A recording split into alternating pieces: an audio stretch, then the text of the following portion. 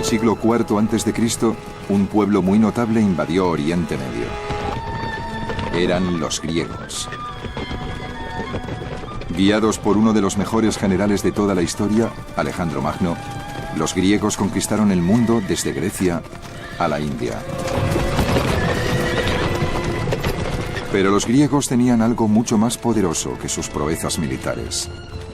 Habían creado la civilización más sofisticada que se había visto en todo el mundo.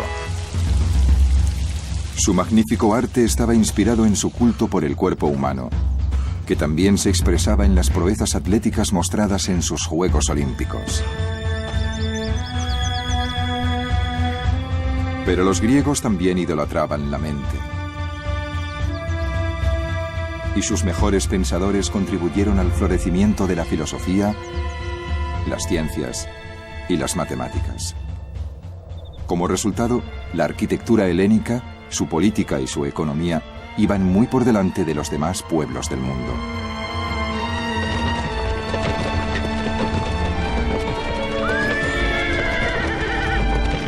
Para los judíos, que los griegos se apoderaran de casi todo el mundo conocido fue una amenaza mucho peor que la de un simple ejército cualquiera. Cuando el mundo griego se expandió hacia Oriente, los judíos de la tierra de Israel se encontraron prácticamente en medio del imperio helénico. Estábamos rodeados por la cultura helénica y de grado o por fuerza nos convertimos en helénicos. Eso representó a la vez un gran avance y un gran conflicto interno para el pueblo judío. ¿Cómo íbamos a identificarnos? ¿Sucumbiríamos al helenismo o lograríamos mantener nuestra identidad única como pueblo?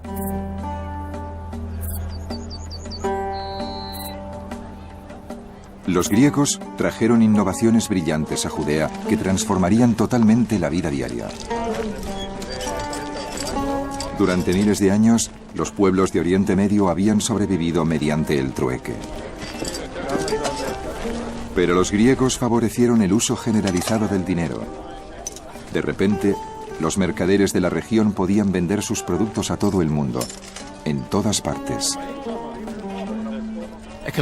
El mundo se abrió económicamente. La gente empezó a dejar sus pueblos y sus ciudades. Por primera vez en la historia mundial, encontramos gran cantidad de gente desplazándose a más de 50 o 60 kilómetros de su pueblo. Y los judíos no eran distintos de los demás. Creo que esa fue la gran innovación del mundo helénico: los movimientos de masas. La cultura griega ofrecía a los judíos oportunidades nuevas y emocionantes.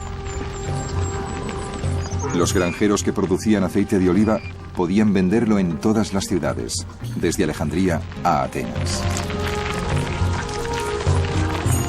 Al crecer el comercio, se establecieron comunidades judías en todas las ciudades del Imperio griego y se construyeron nuevas ciudades griegas en Judea. Pero cuanto más crecía la influencia griega en la vida judía, más judíos temían que su propia cultura quedara aplastada.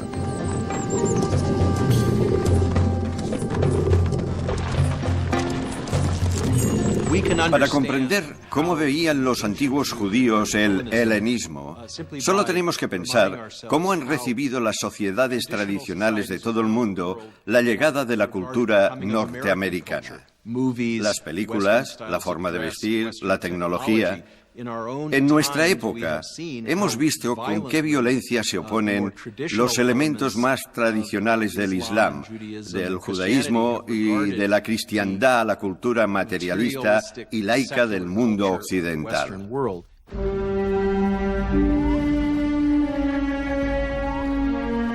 Mientras esta notable cultura barría todo el Oriente Medio desde su cuna en Grecia, los judíos devotos se enfrentaban a un desafío monumental.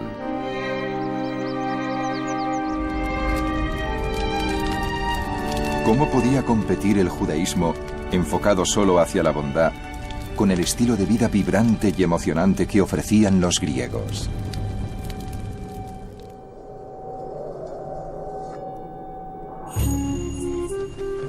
Pero entonces, el judaísmo sufrió una transformación revolucionaria. Empezó con un maestro que vivió en el siglo II a.C., llamado Ben Sira. Ben Sira estaba muy influenciado por la tradición filosófica griega de Sócrates y Platón. Feliz el que medita sobre la sabiduría y razona con sentido común. La cultiva en su corazón y analiza sus secretos. Casi se puede decir que Ben Sira es uno de los primeros filósofos judíos. Es decir, un amante de la sabiduría. Gran parte del libro de Ben Sira está dedicado a su gran respeto por la sabiduría, por lograr la sabiduría, por institucionalizar la sabiduría en una academia, y eso es algo muy particularmente griego. La brillante innovación de Ben Sira fue aplicar la tradición griega del estudio y el debate a la Biblia.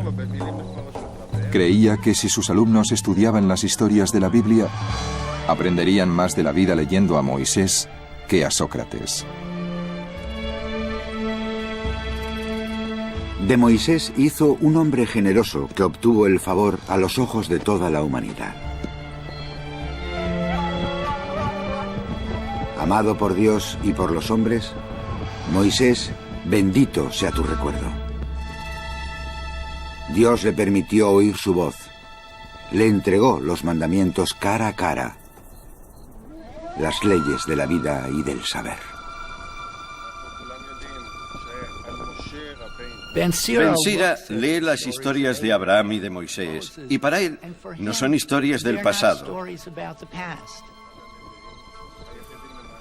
Sus vidas personifican lecciones eternas. Realmente tiene la mentalidad de un filósofo, pero al mismo tiempo hace algo que ningún filósofo había hecho antes: hablar de las Escrituras.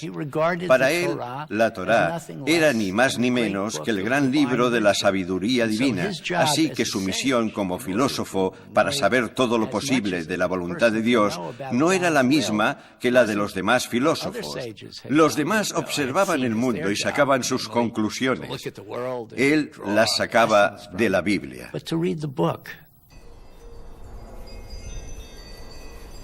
Era un nuevo enfoque del judaísmo.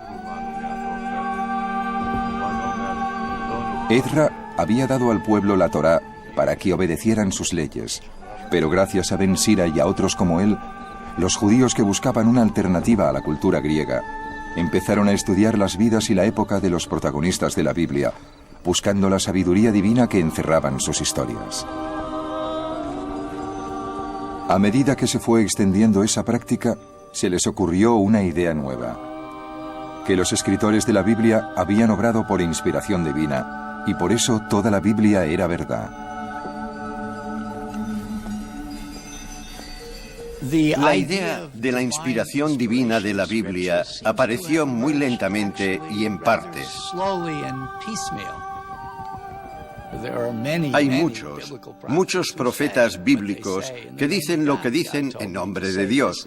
Dios me ha dicho que os diga esto. Y eso es lo que dijo.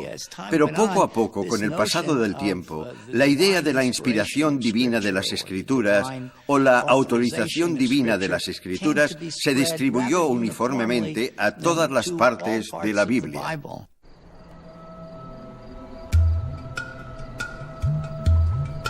Los griegos podían ser los más ricos y poderosos del mundo, pero entonces los judíos devotos tenían una poderosa arma propia. Un libro que creían autorizado por el propio Dios, que les revelaba cómo quería Él que vivieran. Pero a veces lo que revelaba Dios en cada pasaje concreto de la Biblia resultaba difícil de precisar porque en ese instante, muchos siglos después de que se escribiera, el significado de la Biblia estaba sujeto a interpretaciones.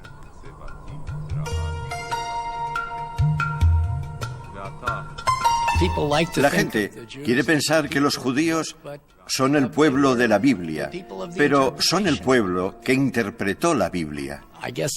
Creo que hay muy pocos textos hoy en día de los que podamos decir que sin duda solo tienen un sentido.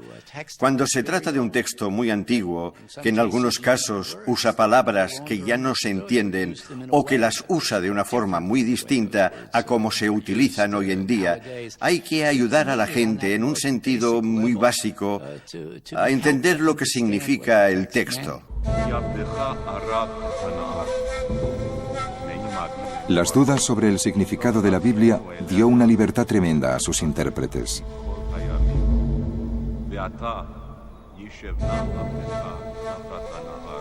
Pronto aparecieron nuevas creencias que darían forma al judaísmo y a la cristiandad durante los 2 milenios siguientes.